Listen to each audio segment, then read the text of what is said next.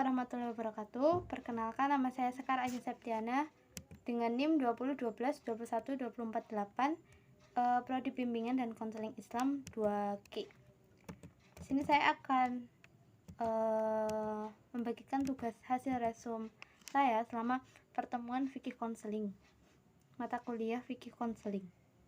Pertama-tama, fikih konseling merupakan salah satu mata kuliah yang harus dipelajari oleh Prodi BKI ini. Selama 14 kali pertemuan dalam mata kuliah fikih konseling ini, kami banyak memberi materi yang harus dipahami oleh kami dengan cara mempresentasikan hasil kerja yang berupa makalah dengan kerja kelompok yang sudah ditentukan. Yang pertama diawali oleh kelompok yang pertama yang membahas mengenai materi tentang toharoh. Dari hasil presentasi kelompok mereka, pengertian toharoh adalah mensucikan diri, pakaian, dan tempat sholat dari hadas najis menurut syariat Islam. Bersuci dari hadas dan najis merupakan syarat syah seorang muslim dalam mengerjakan ibadah tertentu. Toharoh sebagaimana bukti bahwa Islam itu mementingkan kebersihan dan kesucian. Toharoh jenisnya diantaranya yaitu satu, toharoh batiniah, yaitu perilaku mensucikan diri dari kotoran, kesyirikan, dan kemaksiatan dari diri dengan cara menegakkan tauhid dan beramal soleh. Kemudian yang kedua, toharoh lahiriah, adalah mensucikan diri atau menghilangkan hadas dan najis. Bentuk-bentuk perilaku taharoh diantaranya yaitu wudhu, tayamum, mandi wajib, dan istinja. Dengan syarat diantaranya Islam, berakal, balik, masuk waktu, tidak lupa dan tidak dipaksa, berhenti darah, haid atau nifas, kemudian ada air atau debu tanah yang suci, dan berdaya melakukan mengikuti kemampuan. Materi toharoh merupakan materi yang sangat penting karena ini merupakan hal yang menyangkut suci atau tidaknya, benar atau tidaknya cara kita bersuci agar ibadah kita senantiasa sah dan diterima oleh Allah. Kegiatan presentasi kali ini menggunakan sistem video dan juga audio dengan bantuan Google Meeting, sehingga penjelasan dapat dijelaskan secara jelas. Kemudian kali ini menggunakan sistem itu. Dari penjelasan yang sudah diberikan, saya dapat menyimpulkan bahwasannya mensucikan diri itu ada syaratnya. Kita juga mengetahui jenis-jenis najis serta hikmah dari taharoh, yaitu menjaga kemuliaan dan wibawa umat manusia. Menjaga kesehatan merupakan bentuk pengakuan Islam terhadap fitrah manusia, serta menyiapkan diri dengan kondisi terbaik saat menghadap Allah atau sedang beribadah, dalam artian bersih dan suci. Setelah sesi presentasi, kami diberi kesempatan untuk bertanya pada kelompok atas materi yang sudah mereka presentasikan. Ini merupakan kesempatan bagus kita dapat mengerti jawaban dari hal-hal yang tidak kita ketahui dalam toharoh ini. Di antaranya, air apabila sudah terkena kotoran cicak, apakah itu dianggap najis? Hal ini sudah menajiskan semua air. Hal ini, air yang sudah terkena kotoran cicak, ini akan menajiskan semua air yang ada. Dan sebelumnya di makalah yang kelompok tersebut buat, mengatakan bahwa kita tidak boleh berdoa di dalam kamar mandi. Lantas bagaimana jika seseorang yang ingin berwudu dan membaca niat wudu di dalam kamar mandi?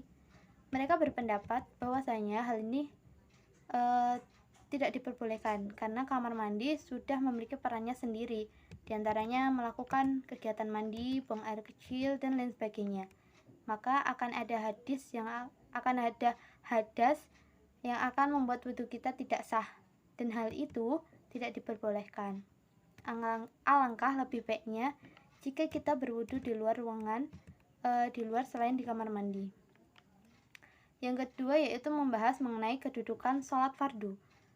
Sholat fardu ini menjadi salah satu ibadah yang menjadi kewajiban bagi semua umat Islam, sekaligus merupakan rukun iman kedua. Kedudukan sholat fardu ini diantaranya yaitu 1. Merupakan tian agama, 2. Merupakan amalan pertama kali dihisab, 3. Perkara terakhir yang hilang dari manusia adalah sholat, 4. Merupakan wasiat dari Rasulullah, kemudian dipuji oleh Allah. Yang keenam, merupakan rukun Islam yang kedua. Yang ke-8, diwajibkan langsung tanpa adanya perantara. Dan masih banyak lagi. Selain dijelaskannya kedudukan sholat fardu, kemudian disertai juga hukum apa yang diterima apabila kita meninggalkan sholat fardu, syarat sahnya sholat fardu hingga manfaatan dan hikmah sholat fardu.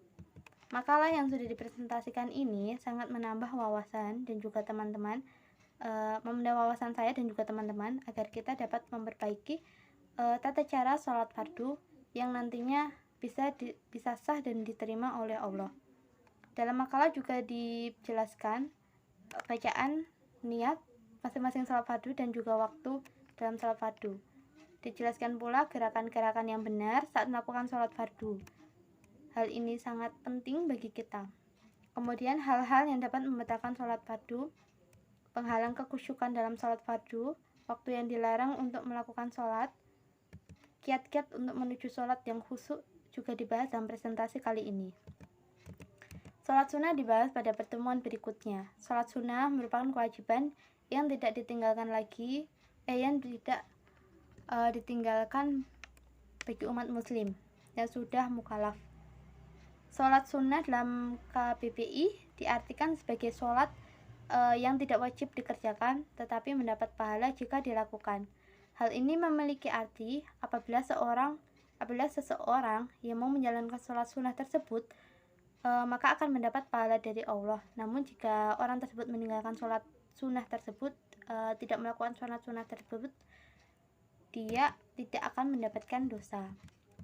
Hal ini berlainan dengan pengertian dari sholat fardu. Dalam sholat sunnah yang akan dibahas dan juga dijelaskan seperti macam-macam sholat sunnah yang berisi niat, jumlah rakaat, doa usai sholat, dan juga keutamaan dari sholat sunnah tersebut.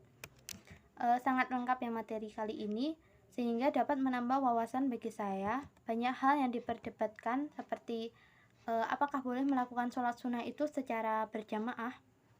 Banyak teman-teman yang melontarkan pendapatnya antara setuju dan tidak setuju yang disertai dengan dalil-dalilnya untuk lebih memperkuat argumen mereka. Kemudian pertemuan selanjutnya kami mempelajari mengenai materi sholat jamaah. Makalah ini kebetulan kelompok saya membuat dan kami menyusun bersama anggota kelompok lain. Kami mencantumkan beberapa penjelasan seperti ketentuan sholat jamaah, azan dan iqomah, hubungan sholat jamaah makmum dan imam, bacaan sholat jamaah, serta hikmah sholat jamaah. Sebagai penyusun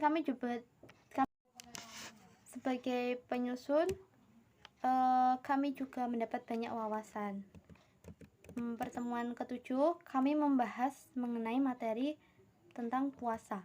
Puasa memiliki arti menahan, mengekam, diam, berhenti, dan menahan dari segala sesuatu.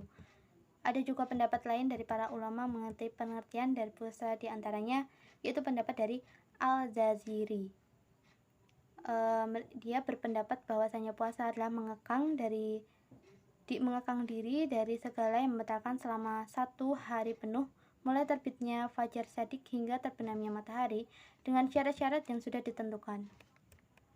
Dan masih banyak tokoh lain yang memiliki pendapat lain mengenai definisi puasa ini.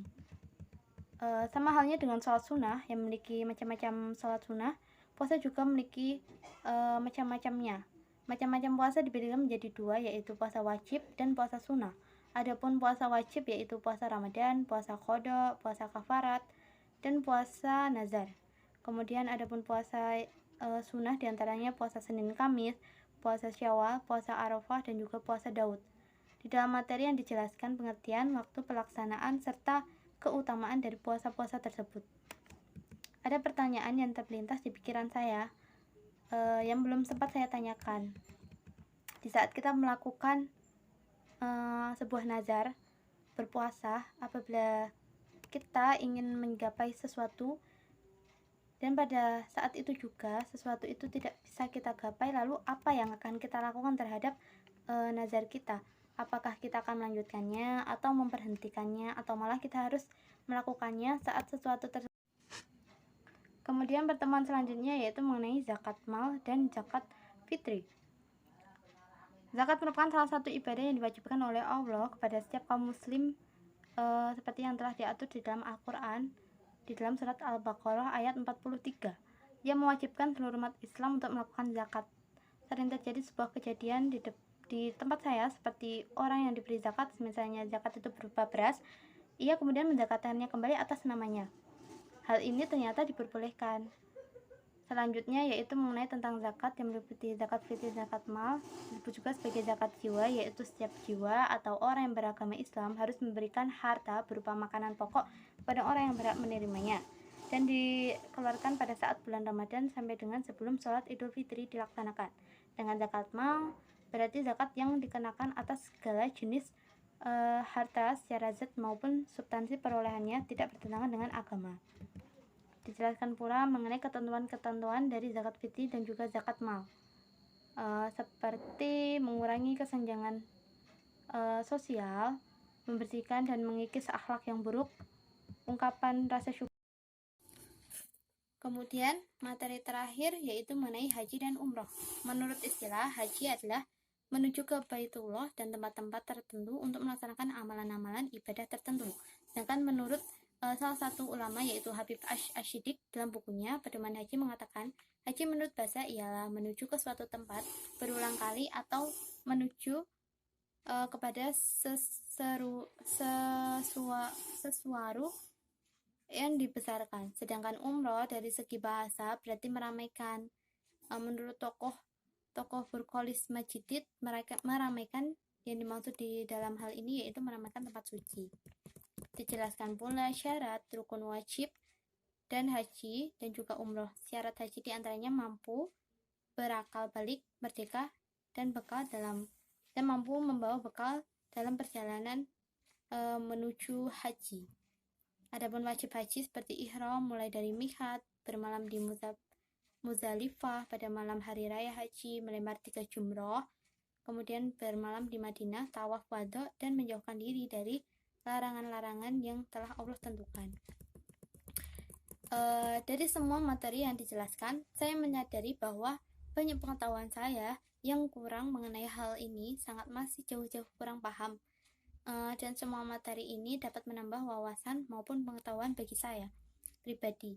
Saya sering bertanya apabila terdapat materi yang sulit untuk saya pahami dan juga terdapat fenomena-fenomena nyata yang kurang saya pahami, seperti contohnya pemberian zakat tadi berupa beras kemudian dizakatkan lagi ternyata hal itu diperbolehkan.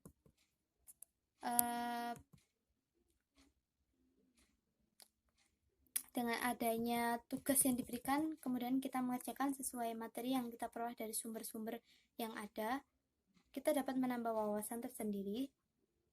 Kemudian adanya sesi tanya jawab, sehingga kita bisa bertanya apabila ada yang kurang jelas, dan kita bisa menjawab sesuai dengan kemampuan kita, dan kita bisa berargumentasi lebih berani lagi.